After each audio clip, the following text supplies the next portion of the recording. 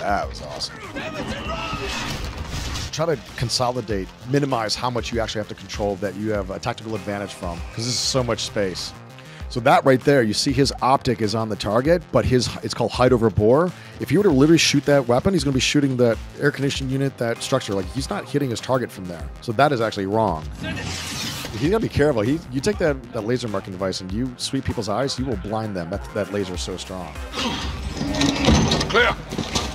Well, you gotta clear the room first before you say clear.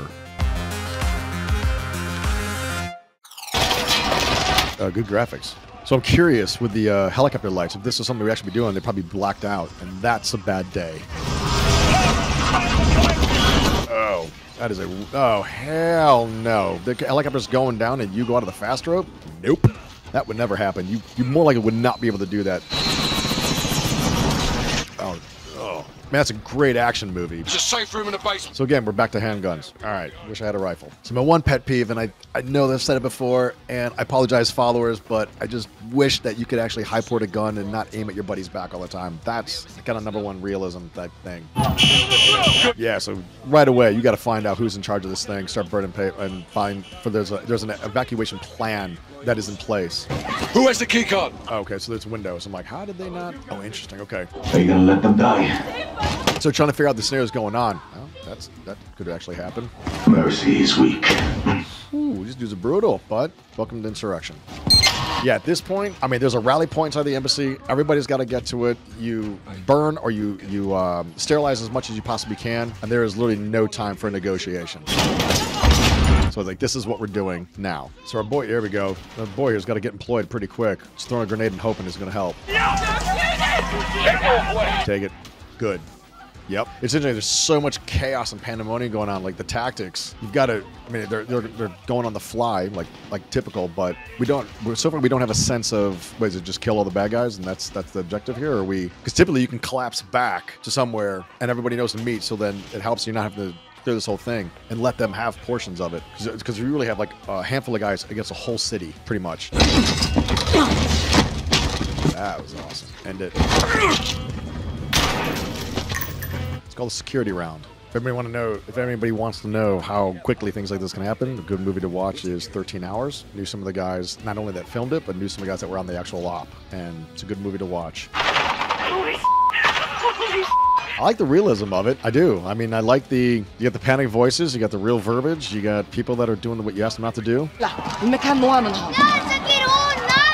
So if their only out is by vehicles, that means that the air option is not safe yet, because technically you want to get the ambassador out of there as fast as possible, and the American flag. You do not leave that behind. So, and that's a very real situation where if the hostiles are so great around there that you can't bring in helos, you're going to have to find a different way out. The only drone in range needs a refuel. Some of the biggest support from the Western world we can provide is overhead drones, overhead fire support. You get Spectre gunship overhead. That's huge. Even if you can get a fast mover to do a show of force with a low flyby just at supersonic speed to put people on pause, buy you some time, a couple minutes, that's huge. Guys, what? We're blind. Quiet. So this is where night vision should come into play for our guys.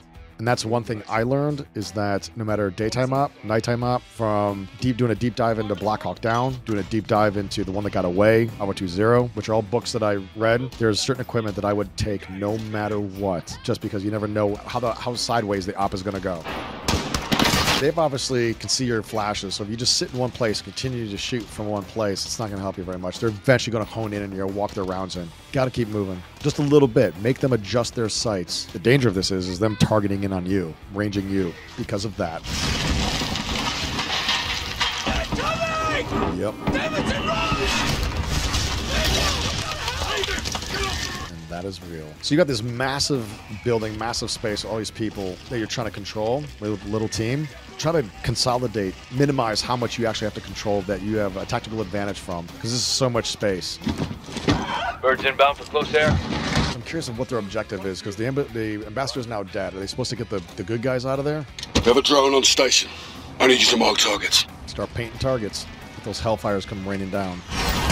Again, the use of technology is the Western world's advantage. We have to use it, especially if we're fighting somebody else's backyard that they know at the back of their hand. Send it.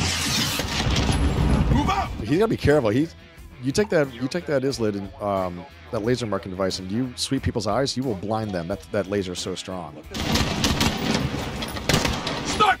So that right there, you see his optic is on the target, but it's called hide over bore. If you were to literally shoot that weapon, he's going to be shooting that air conditioning unit, that structure. Like, he's not hitting his target from there. So that is actually wrong, because it's like about a 2.5, about a 1.5 to 2 inch drop between the optic and the barrel. Our boy here needs to get employed. He did a half good job of painting targets, and he needs to start firing that thing. Come out.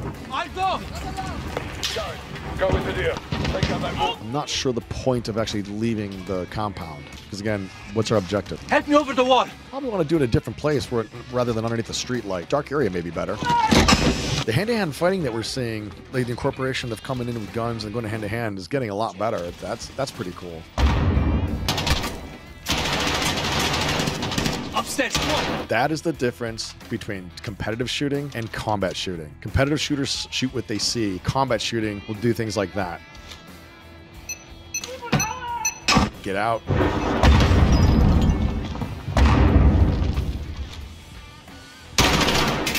Probably could have peeked rather than actually come inside the center of the door. Oh, gotta be careful. That was a complete blue on blue. Like, for him to take that shot with this dude right behind him. Stacy. There we go. Clear! Well, you gotta clear the room first before you say clear. He's gone.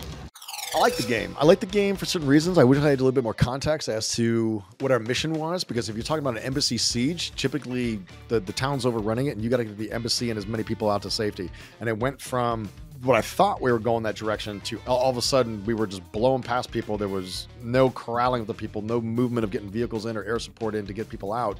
And next thing you know, we're running around the town, which I may have lost that. But I mean, there's a lot of good that was in that. Some cool equipment that we haven't seen before, like islids and stuff like that to actually paint targets and have them taken out. There were some very bad things that our player actually did in that, which, like having the laser go across the guy's face, the blue on blue action in the hallway right there at the end. A couple other things that I pointed out in earlier parts of the movie, but graphics look good. The movement of the characters look good. It's always fun hearing a British special forces dude. It's kind of cool. We have a drone on station.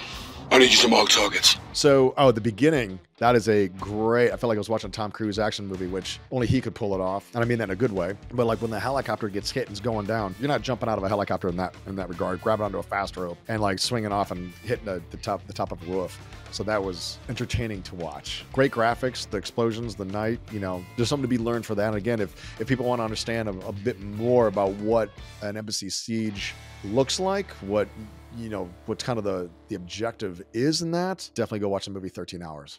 And if you want to see more of this fantastic content that they create, please go check out Facebook, go subscribe to their YouTube, and you can watch hours of great content. Check me out on Instagram at official Geoff Reeves. And until I see you next time, have a great one.